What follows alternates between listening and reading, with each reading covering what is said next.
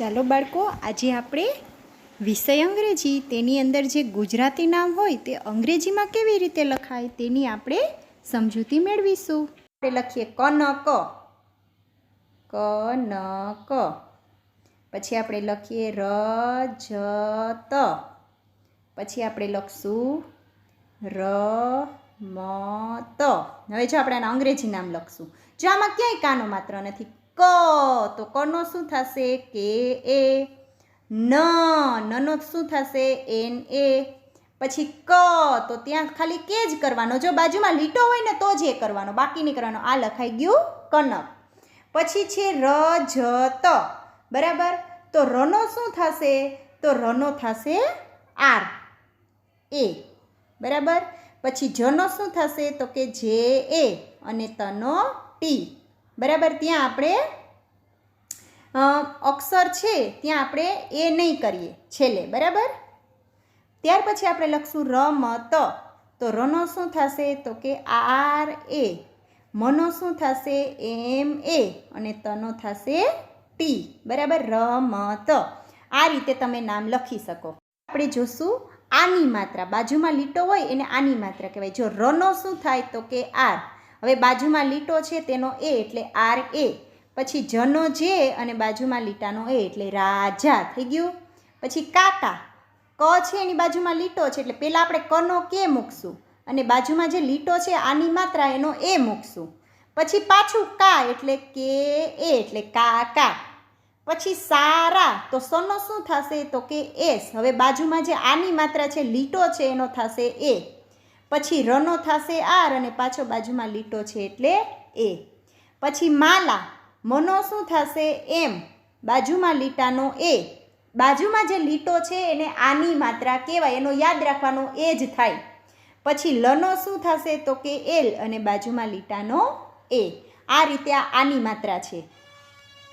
માત્રા જોશું. બરાબર. એના નામ જોશું. દાખલા તરીકે રવિ. બરાબર. તો એનું આપણે શું લખશું? રનો શું થશે? તો કે આર એ.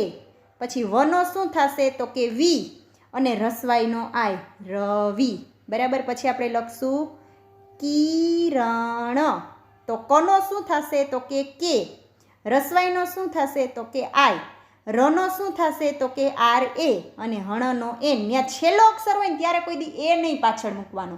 ના, બાજુમાં આની માત્રા હોય તો મૂકવાનું. બરાબર. હવે ત્યાર પછી આપણે લખશું મિલન. તો મનો શું થશે? તો કે એમ. પછી રસવાઈનો આય.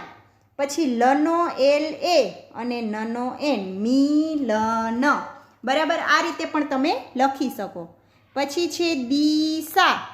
તો દનો શું થશે? તો કે ડી. રસવાઈનો આય. પછી મીંડાવાળો સ છે એટલે એનો એસ એચ અને બાજુમાં લીટો છે આની માત્રા છે એટલે એ દિશા. બરાબર. ઈની માત્રા જે દીર્ઘાઈ ઈ છે, આ બધી દીર્ઘાઈ છે. જો ગનો શું થાય? તો કે જી. પહેલા અક્ષર મૂકવાનો. જે કક્કાનો અક્ષર છે એનું અંગ્રેજી લખવાનું અને પછી કાનો માત્રાનું લખવાનું. હવે કાનો માત્રા શું છે? તો કે દીર્ઘાઈ છે ગને. તો દીર્ઘાઈનો શું થશે? તો કે ડબલ ઈ. પછી તનો શું થશે? તો કે ટી અને બાજુમાં લીટાનો એ ગીતા. પછી મીરા. તો મનો શું થશે? તો કે એમ અને એને દીર્ઘાઈ છે એટલે દીર્ઘાઈનો થશે ડબલ ઈ. પછી રનો થશે આર અને બાજુમાં લીટાનો એ એટલે મીરા. પછી રીટા. તો રનો શું થશે? તો કે આર. પછી એને દીર્ઘાઈ છે તો દીર્ઘાઈનો થશે ડબલ ઈ. પછી ટનો થશે ટી અને બાજુમાં લીટો છે આની માત્રા છે એટલે એનો એ.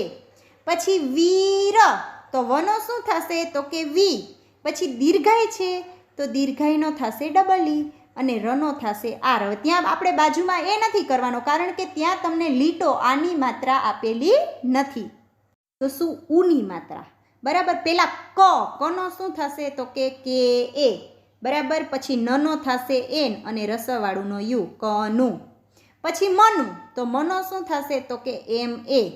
પછી નનો શું થશે? તો કે એન અને રસવાળુંનો યુ મનુ. હવે રાજુ. રનો આર થશે હવે બાજુમાં લીટાનો એ. બરાબર. પછી જનો થશે જે અને રસવાળુંનો યુ. પછી જની બાજુમાં એ નહીં કરવાનો. કોઈ પણ અક્ષરને કાનો માત્રા હોય ને તો સીધો કાનો માત્રાનો અક્ષર. દાખલા તરીકે જુ છે, જને કાનો માત્રા છે તો જે લખી અને સીધો કાનો માત્રાનો યુ મૂકી દેવાનો. બરાબર. ત્યાં બાજુમાં એ નહીં કરવાનો. પછી યુગ તો યનો શું થશે તો કે વાય, પછી રસવાવાળુંનો શું થશે તો કે યુ અને ગનો જી, કારણ કે ત્યાં બાજુમાં લીટો નથી એટલે આપણે બાજુમાં એ મૂકશું નહીં. ઉની માત્રા, ઉનનો ઉ જે દીર્ઘાવાળું છે એનું જોશું. પહેલાં પનો થશે પી, હવે પને દીર્ઘાવાળુંનું શું થશે તો કે ડબલ ઓ, પછી જનો જે અને જની બાજુમાં લીટો છે એટલે એ પૂજા. પછી આપણે લખશું નૂતન, બરાબર. તો નનો શું થશે તો કે એન થશે, હવે દીર્ઘાવાળુંનો ડબલ ઓ, પછી તનો શું થશે તો કે ટી એ અને નનો એન, બરાબર. છેલ્લે પછી આપણે એ કરવાનો નથી. પછી સૂરજ તો સોનો શું થશે તો કે એસ, દીર્ઘાવાળુંનો ડબલ ઓ, રનો થશે આર એ અને જનો થશે જે, સૂરજ.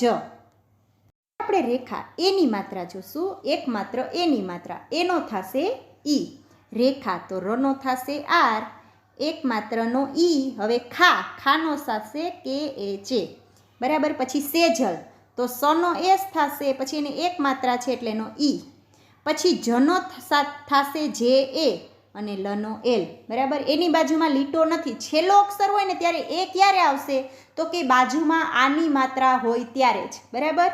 પછી કે તન તો કનો થશે કે, એક માત્રનો ઈ, પછી તનો થશે ટી એ અને નનો એન, કે તન. પછી રમેશ, રનો શું થાય તો કે આર એ, પછી મનો શું થશે તો કે એમ, હવે મને એક માત્રા છે એટલે એની બાજુમાં ઈ અને સનો એ સેજ. હવે આ લીટો નથી, આ તો સનો જ અક્ષર છે, બરાબર. બે માત્રા એટલે અયની માત્રા છે, એનો શું થશે તો કે એ આઈ, હવે કનો થશે કે, હવે એને બે માત્રા છે એટલે એનો એ આઈ. પછી લાનો એલ એ અને સનો એસ, કૈલાસ. પછી છપૈયા તો છનો શું થશે તો કે સી ડબલ એચ, બરાબર, સી ડબલ એચ એ, પછી પનો થશે પી, હવે બે માત્રાનો એ આઈ અને યાનો થશે વાય એ, બરાબર. ત્યાર પછી છે ગવૈયા તો ગનો થશે જી એ, પછી વનો વી, હવે એને બે માત્રા, એનો એ આઈ અને યાનો વાય એ, ત્યાં છેલ્લે એક લીટો છે, આની માત્રા છે એટલે આપણે છેલ્લે એ કરેલ છે. ઓની માત્રા જોશું, ઓનો શું થાય તો કે ઓ, બરાબર. આને ઓની માત્રા કહેવાય, એક માત્રા ઉપર હોય અને એક બાજુમાં હોય લીટો, બરાબર. ગોપી તો પેલા ગનો શું થશે તો કે જી અને કાનો માત્રા છે, આનો માત્રા ઓની માત્રા છે એટલે એનો ઓ, પછી પનો પી અને હવે પને દીર્ઘાય છે તો તમને એમ થાય ટીચર દીર્ઘાયનો તો ડબલ ઈ થાય, પણ જો છેલ્લે જ્યારે દીર્ઘાય હોય ને તોય તમે આઈ મૂકી શકો, બરાબર. દીર્ઘાય હોય તોય તમે રસવાઈનો આઈ મૂકી શકો. પછી મોનિકા તો મનો શું થશે તો કે એમ, પછી કાનો માત્રા ઓની માત્રા છે એટલે એનો ઓ, પછી નનો શું થાય તો કે એન, હવે નને શું છે તો કે રસવાઈ તો એનો થશે આઈ, પછી કાનો થશે કે એ, મોનિકા. પછી મોહન તો મનો થશે એમ, હવે એને કાનો માત્રા છે એનો થશે ઓ, પછી હનો થશે એચ એ અને નનો એન, મોહન. પછી ગોપાલ તો ગનો શું થશે તો કે જી, હવે એને ઓની માત્રા છે એટલે એનો ઓ, પછી પનો આવશે પી એ કારણ કે બાજુમાં લીટો છે ને, અને લનો આવશે એલ, ગોપાલ. આ રીતે ઓની માત્રાનો ઓ થશે. તો શું ઔની માત્રા, ઔનો શું થશે તો કે એ યુ, તો ગનો શું થશે તો કે પેલા જી, હવે ઔની માત્રા છે એટલે એનો એ યુ, પછી રનો આવશે આર અને રને દીર્ઘાય છે તો તમે ડબલ ઈ પણ કરી શકો અને આઈ પણ કરી શકો, બરાબર. પછી સૌરભ તો સનો શું થશે તો કે એસ, હવે ઔની માત્રાનો એ યુ, પછી રનો આવશે આર એ અને ભનો આવશે બી એચ, ખાલી ત્યાં બી એચ જ કરવાનું છે, એ છેલ્લે નથી કરવાનું, છેલ્લો અક્ષર હોય ત્યારે આની માત્રા લીટો આપેલો હોય તો જ એ કરવાનું. પછી ગૌરવ તો ગનો થશે જી, પછી ઔની માત્રા છે એટલે એનો એ યુ, પછી રનો થશે આર એ અને વનો થશે વી, ગૌરવ. પછી કૌરવ તો કનો થશે કે, પછી ઔની માત્રા છે એટલે એનો એ યુ, શું થશે એ યુ, પછી રનો થશે આર એ અને વનો વી, કૌરવ. અમની માત્રા જોશું, એનો જો એ એમ પણ થશે ને એ એન પણ થશે. પહેલાં તમારે છે ને ગુજરાતી શબ્દ વાંચવાનો કે એમાં નનો ઉચ્ચાર આવે કે મનો ઉચ્ચાર આવે. જો રંજન કંજન, તો એમાં ન આવ્યો તો આપણે ત્યાં એન મૂકશું, બરાબર. કંચન, તો એમાં પણ ન આવ્યો એટલે એન મૂકશું. પછી અંબા, તો એમાં મ આવ્યો તો ત્યાં આપણે માથે મીંડું જે છે એનો એમ મૂકશું. અને ગંગા, તો ત્યાં આપણે એન મૂકશું કારણ કે ત્યાં નનો ઉચ્ચાર થયો, બરાબર. હવે આપણે રંજન લખીએ, રંજન, તો પહેલાં રનો આવશે આર, પછી માથે મીંડુંનો એન, જનો આવશે જે એ અને નનો આવશે એન, રંજન. પછી કંચન, તો કનો શું થશે તો કે, બરાબર. પછી માથે મીંડુંનો એન, પછી ચનો CHA અને નનો એન, કંચન, બરાબર. પછી અંબા, એમાં મ આવ્યો તો અનો શું થશે તો કે એ. હવે આમાં તમે ડબલ એ ના કરી શકો, એ તો એક જ તમે કરી શકો, અંબા એટલે AMBA, અંબા. પછી ગંગા, તો ગનો થશે જી, માથે મીંડુંનો એન અને ગાનો GA, ગંગા, બરાબર.